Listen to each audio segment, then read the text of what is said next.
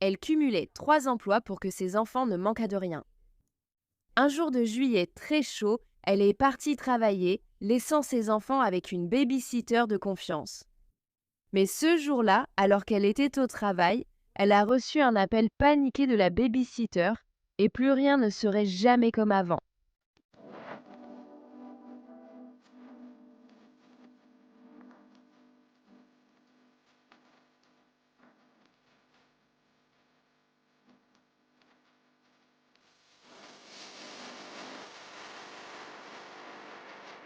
Bienvenue ou bon retour, je suis Cassie et voici A Wicked World.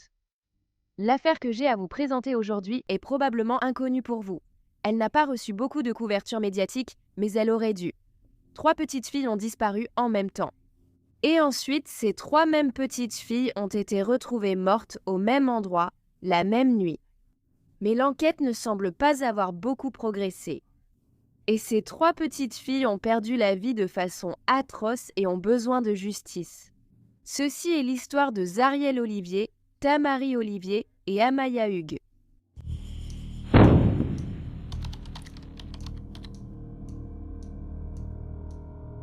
Zariel Olivier est née le 8 janvier 2013. C'était une petite fille joyeuse et pleine de vie qui adorait danser, lire et jouer avec ses frères et sœurs.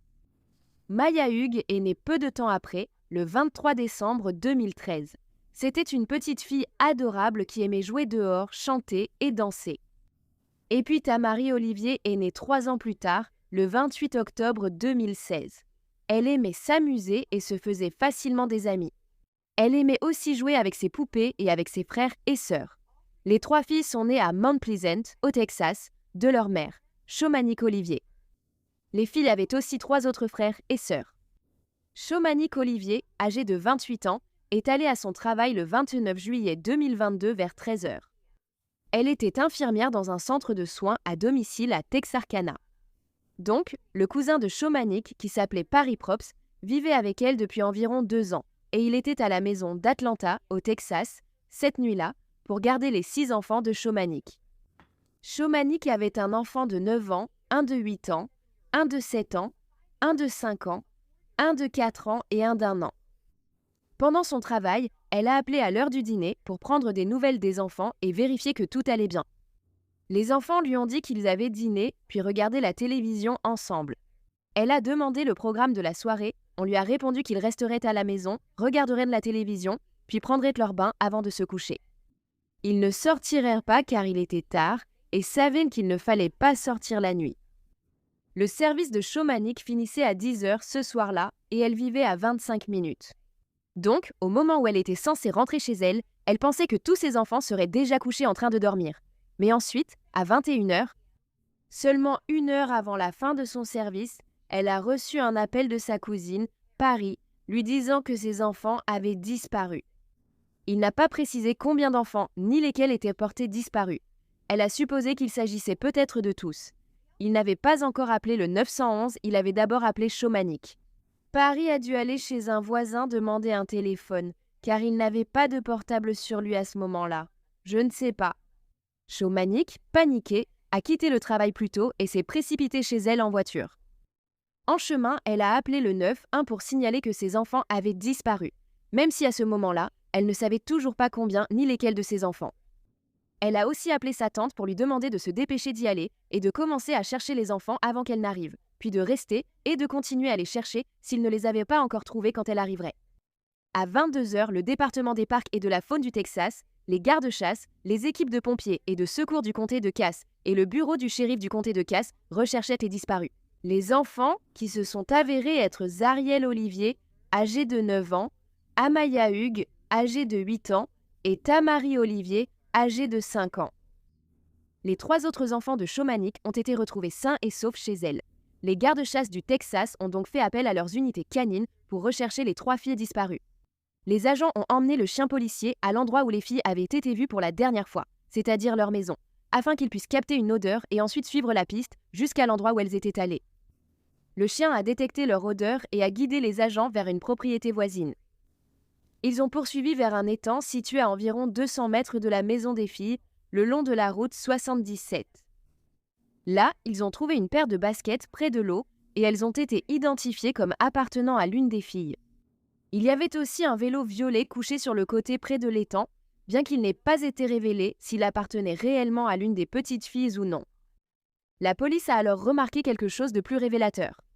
Il y avait des empreintes de pas dans la boue menant directement à l'étang.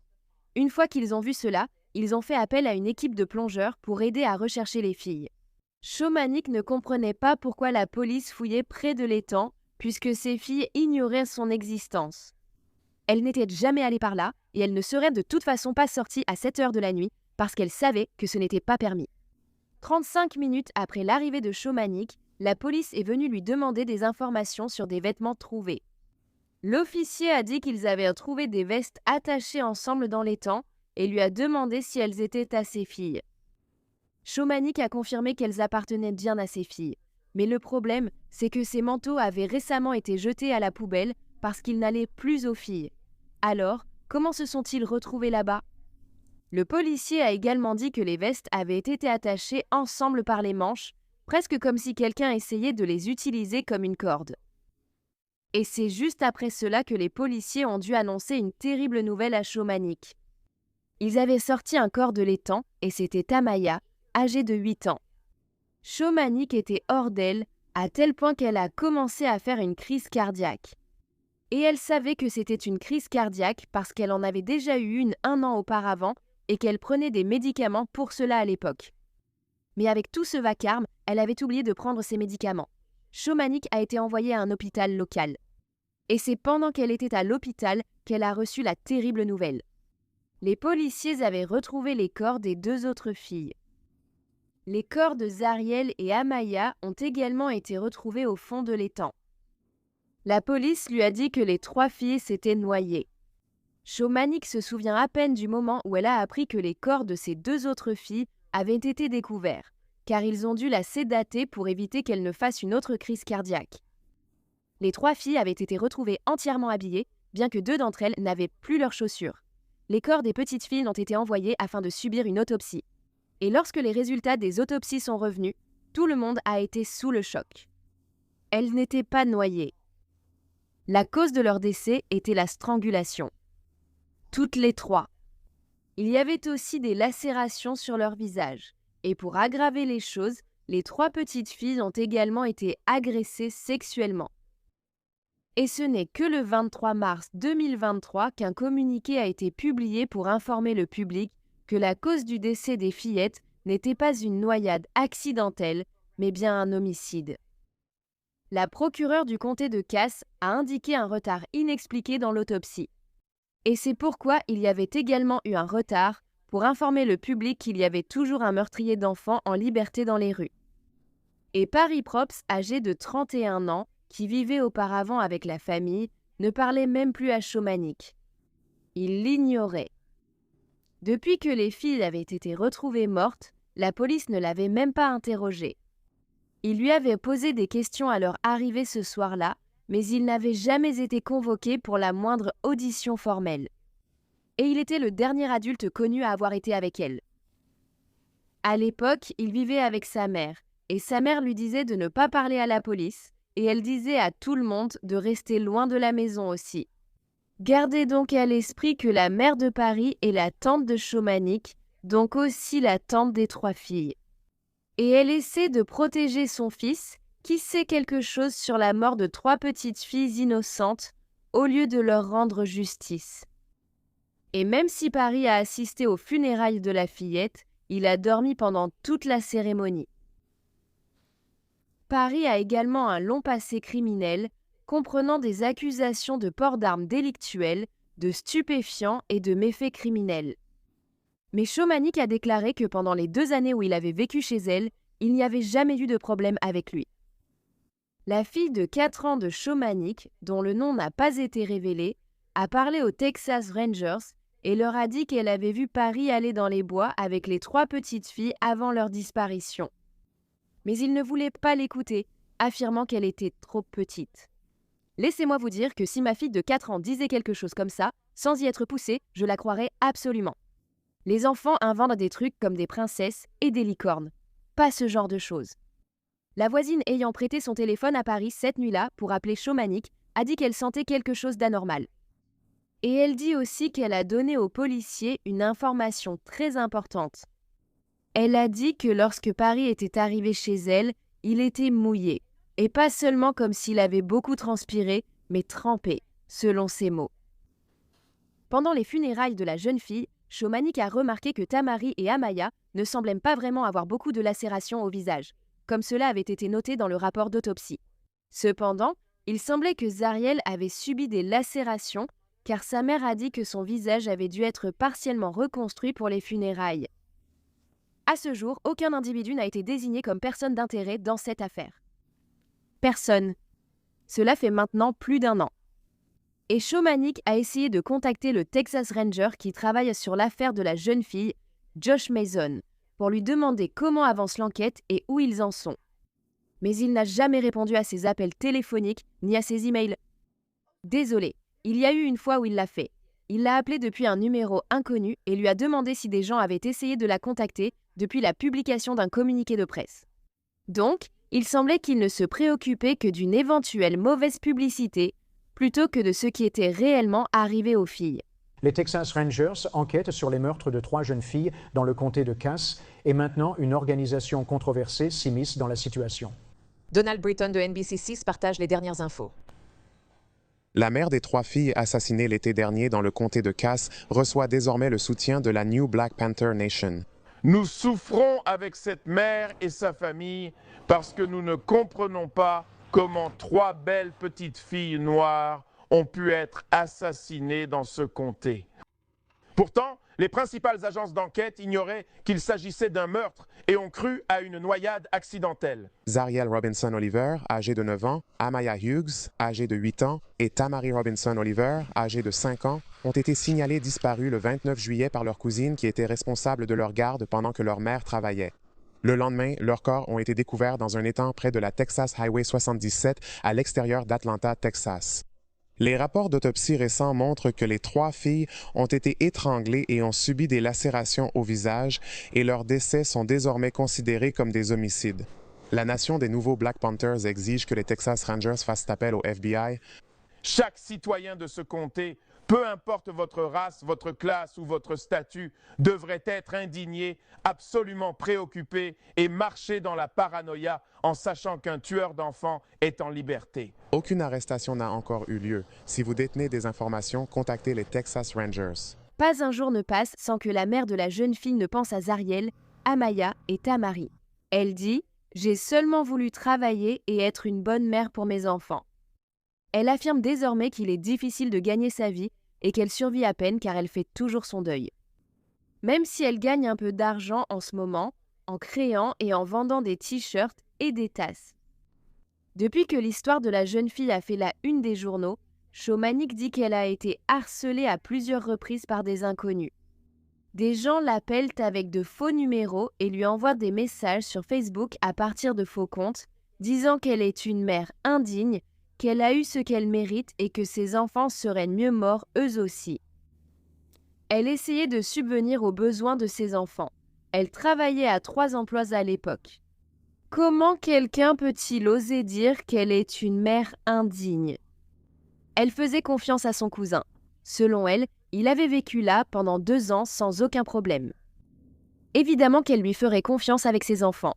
Il était présent depuis 2 ans auprès d'eux. Le procureur du comté de Cass dit que les enquêteurs ont interrogé plusieurs personnes et que les tests ADN sont toujours en cours. Et comme je l'ai dit, aucun suspect n'a été nommé et aucun mobile pour les 3 homicides n'a encore été révélé. Et le shérif du comté de Cass, Larry Rowe, dit qu'il s'agit d'une enquête très active mais ne donnera aucun autre détail. Une cérémonie funéraire en l'honneur de la jeune fille a eu lieu le samedi 13 août 2022 à l'auditorium du lycée d'Atlanta, à Atlanta, au Texas. Elles ont été enterrées ensemble au cimetière Gum Springs CME à Douglasville, au Texas. La famille a également organisé un lâcher de ballon pour Zariel, Tamari et Amaya le samedi 29 juillet 2023 près de la maison d'où les filles ont disparu. Le 22 février 2025, le cousin aîné des filles et leur babysitter cette nuit-là, Paris Props, a été assassiné à l'intérieur de son domicile. il n'y a pas eu beaucoup d'autres détails divulgués. Mais dans la section des commentaires de sa nécrologie, de nombreuses personnes ont affirmé qu'il avait tué ses jeunes cousines. Ils ont aussi affirmé qu'il était un trafiquant de drogue et criminel notoire. Une personne a dit que Paris faisait subir des attouchements aux 3 jeunes filles depuis des années et que d'autres membres de la famille étaient au courant, mais n'ont rien fait. Cette personne affirme également que l'une des filles a poignardé Paris parce qu'il a essayé de l'emmener. La mère savait, mais a fait interner sa fille en hôpital psychiatrique pour l'avoir poignardée. Cependant, on ne sait pas si ces allégations sont vraies ou non. Mercredi a marqué 3 ans depuis la découverte des corps de 3 jeunes de l'Est du Texas dans un étang du comté de Cass. Cette affaire a été classée comme un homicide. Selon les autorités, les preuves révèlent que Tamari Olivier, 5 ans, Amaya Hugues, 8 ans, et Zariel Olivier, 9 ans, ont été étranglés. Leurs corps ont été découverts vers 2 heures, le 30 juillet 2022, dans un étang privé situé près de la route nationale 7 près d'Atlanta, au Texas. Leur cousine, Paris Props, avait signalé leur disparition vers 21 heures la veille. Ils gardaient les enfants pendant que leur mère travaillait. Randy Edwards, journaliste du comté de Cass lors de l'affaire, cherche encore des réponses pour rendre justice aux filles et à leurs familles. Ces 3 petites filles ne méritaient pas de mourir comme ça. À chaque rencontre, on me demande si j'ai eu de nouvelles informations ou ce que j'ai entendu. Ça me fait mal au cœur car je n'ai rien de nouveau à leur dire. Pour l'instant, leurs affaires restent non résolues. Puis, plus d'1 an après le meurtre de Paris, en mai 2016, le bureau du procureur du comté de Cass a annoncé qu'ils enquêtaient toujours sur la mort des filles. Ils ont affirmé avoir travaillé avec diligence ces 4 dernières années pour suivre toutes les pistes de l'affaire. Mais je ne comprends pas exactement ce qu'ils espèrent trouver à ce stade. Je suis presque sûre que le meurtrier est mort. À moins, bien sûr, qu'il y ait eu quelqu'un d'autre impliqué aussi.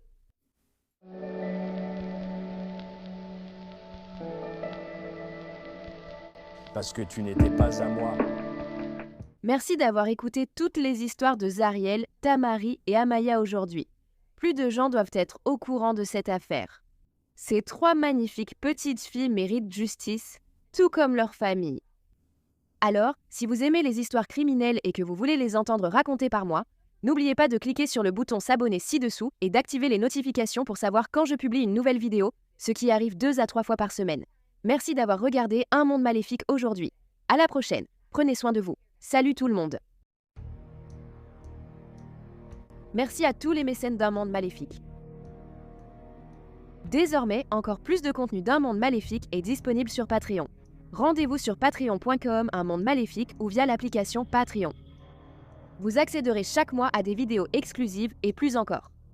Tout soutien aide vraiment à s'assurer que les victimes ne soient jamais oubliées et à mettre en lumière les failles de la société liées à chaque affaire. Avez-vous une suggestion d'histoire que vous aimeriez que je traite? Si oui, envoyez-moi un email à awickedworldtruecrime@gmail.com.